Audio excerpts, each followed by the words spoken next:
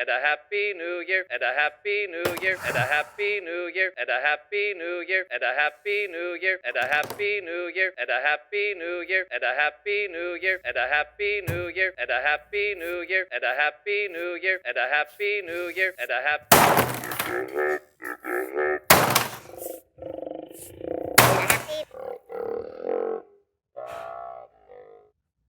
Should all acquaintance be forgot and ever brought to mind?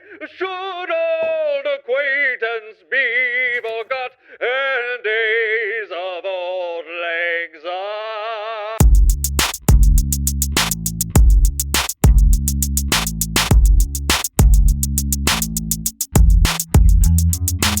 Hello, everyone. I'm Brandon. And I'm John. And welcome to the So-and-So Show. Happy New Year. I know, 2022. Can you believe it? Absolutely not. Well, it is. And with a new year, we have... New technology. The future is now, my friend. Show them. Ta-da! This thing is incredible. Okay, you might be saying, why, John, that's just a remote. That technology's been around since the 1950s. Silly, silly John. But that's where you're wrong. This is our own So-and-So Show Universal Remote. And John, what does our own So-and-So Show Universal Remote do that's so special? We can control the show. And John, what does our own So-and-So Show Universal Remote do that's so special? Oh, wait. You rewound me. I just asked that question. That's right. We can control the show. Say something goes wrong, like I introduce you to my childhood iguana, Kevin McAllister. You have an iguana named Kevin McAllister? I had, yeah, and he lived a long, wonderful life, but he died when I was in college, and all I have left are these ashes in his final resting spot. Meet Kevin Oh!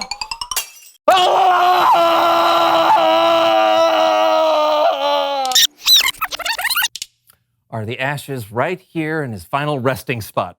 Meet Kevin McAllister. What? Watch your step. Oh, wow. Oh, that was a close one. Thank you. Here. You can go right here and watch the rest of the show, Kev. Okay, you got it good. This thing is amazing. Oh, yeah, I think it's gonna come in handy. Me too. Yeah. Oh, by the way, do you got any New Year's resolutions for this year? I do, actually. This year, I resolve to be in better control of my temper. Oh, that's a noble endeavor. I hope you make it through this. Through what now? Please welcome someone who knows stuff.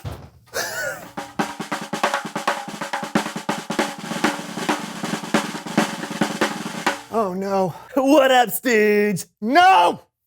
Get out! Not today, Joel! No! Oh, that's a noble endeavor. I hope you make it through this. Through what now? Please welcome someone who knows stuff.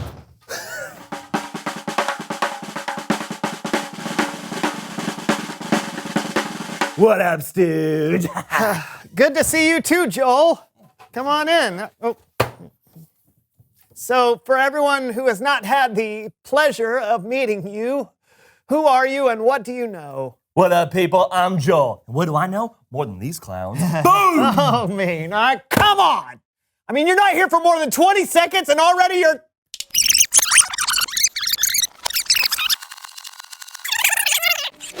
Oh, that's a noble endeavor. I hope you make it through this. Through what now? Please welcome someone who knows stuff.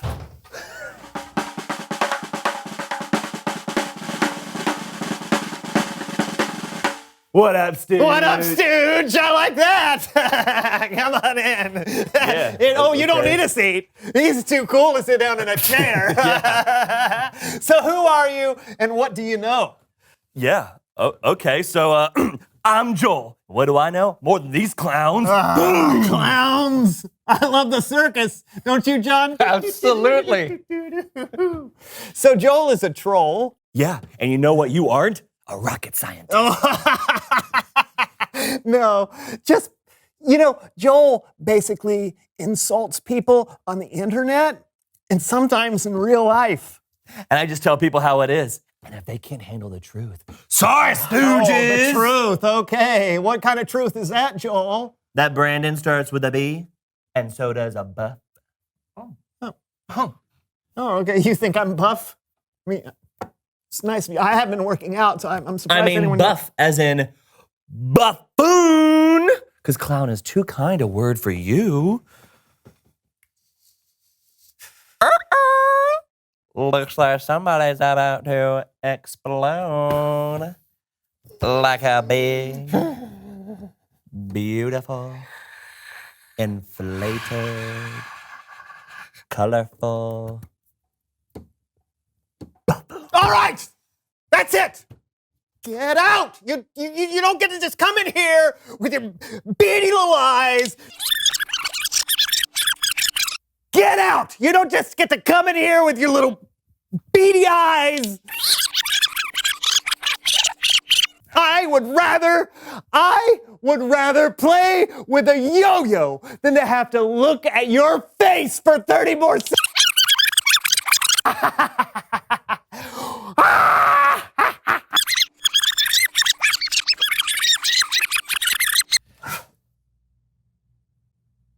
Do we have to try again? No, not right now. Thank you. It's Bible story time with Kellen. Great.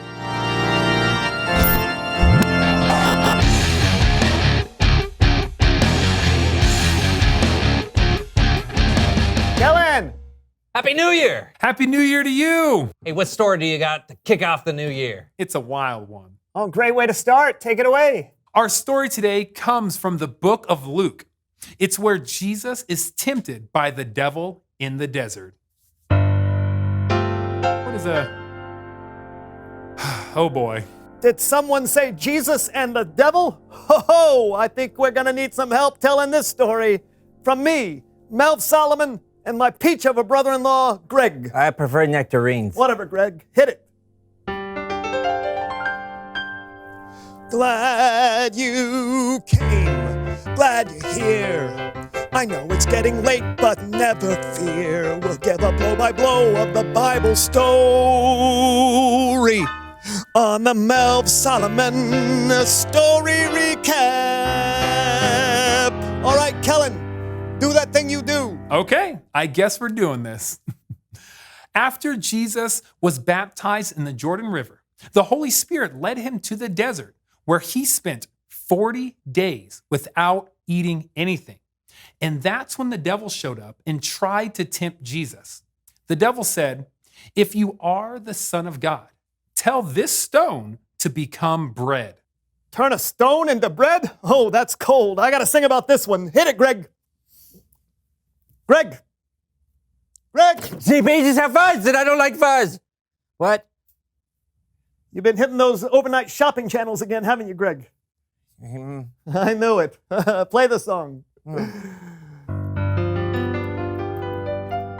That's the one. When you haven't eaten for 40 days and you're craving a hoagie with mayonnaise, take my advice, don't eat a rock. It doesn't matter how much salt you put on it. So what happened next, Kellathon? Did Jesus give in? Actually, no. When the devil tempted Jesus, Jesus fought him off by quoting a verse from the book of Deuteronomy. He said, "It is written, man must not live only on bread." You see, Jesus used something he learned to help him have self-control. But the devil wasn't through yet. Next, he led Jesus up to a high place, and in an instant, he showed Jesus all the kingdoms of the world. The devil said, "I will give you all their authority and glory. If you worship me, it will all be yours." Ooh, that's temptation number 2. And have I got a song for that? Hit it, Greg. Greg. Mangoes. Enough with the fruit, Greg. Play the tune. Now we're talking. I knew you had it in you, Greg. The world's got lots of kingdoms. Who's in charge? Who's in charge? Don't think I'd want to be king. That would be hard. Would be hard making laws and other stuff. I think I'd rather just be an entertainer. Bow down and worship the devil. Now I know Jesus didn't fall for that one, right? Calisthenics. You're right, Melv. Jesus had spent his life learning scripture and growing in wisdom. So when the devil tried to get Jesus to bow down and worship him, Jesus was ready with a verse. He said, "It is written, worship the Lord your God. He is the only one you should serve." Again, Jesus showed self-control, but there was one last temptation. This devil guy won't give up. I know, right? This time the devil led Jesus to Jerusalem and had him stand at the highest point of the temple. And the devil said, "If you are the Son of God, throw yourself down from here." Then the devil quoted from the book of Psalms. He said, "It is written, the Lord will command his angels to take good care of you." The devil's using the Bible? How is that fair? It wasn't fair, but Jesus didn't fall for it. For a third time, Jesus showed self-control. When the devil tempted Jesus to throw himself off the temple, Jesus said, "Scripture says, do not test the Lord your God." Then the devil left Jesus until there was a better time. Boom! I love that self-control. Hit it, Greg. Greg! Greg! No, pineapples are not apples. Fix your glasses, Greg. Play the tune. What? Greg! How dare you? How dare you? You know how I feel about that song. No! Stay down, all the way down. Mango down. What happened next, calculator? Yeah, so we're talking about how Jesus showed amazing self-control. Are you okay, Greg? Oh, yikes. I get it now, Kellen. Jesus kept control of himself that whole time, and here I am, exploding on Greg for one little song. Oh, I got a lot to learn. Greg.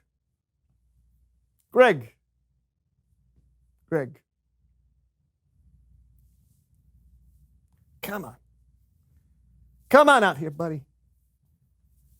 I'm sorry. You think we can play one last song? Yeah. All right. Attaboy. Oh, yeah. Now we're talking.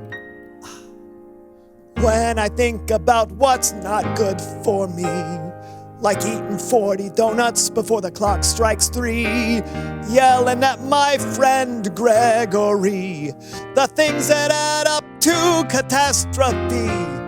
I gotta find a way to do what Jesus does. He makes it look as simple as a bee goes buzz. We can ask him for help and keep getting better. And Greg, I'm sorry, I'm gonna knit you a sweater. What? Oh, yes! I love sweaters. Back to you, Caladonna. Thanks, Melv. So, what'd you guys think? What a wild story. Yeah, it's pretty crazy. It's amazing that Jesus knew just what to say. Yeah. Right? It was like Jesus was prepared for the devil's temptations. With all the scripture and wisdom he had learned throughout his whole life, it made Jesus ready to do the right thing. And that's why I think it's important for all of us to learn the things that God wants to teach us by reading our Bible, or by learning from experience, or by listening to the wisdom of people God has put in our lives. We may not need what we learn today, but it could prepare us for something we don't see in the future. I wish I'd learned that yesterday. Thanks, Kellen. No doubt. Later, guys. I did not have self-control today, John. I had more control of you than you did. Yeah, I should have been more prepared. Yeah, sometimes it's hard to do the right thing. And that's true for everyone. It is? Yeah. Reveal the question. When is it hard to do the right thing? Okay, maybe when you're supposed to be doing your homework, but you'd rather play video games. Or when a friend wants you to do something you know you shouldn't. Or maybe when when you know someone who's always so mean and he makes you want to scream and throw things because he just refuses to act like a normal human being. It's hard to do the right thing around people like that.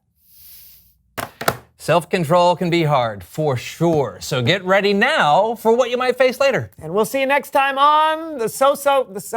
Okay, I can do that better. Okay. Oh, okay. So get ready now for what you might face later. And we'll be back with you again. Mm-hmm. So get ready now for what you might face later. So-and-so show, next time, be here. Hey. Guess that's the take. Good. Did that look like a brain?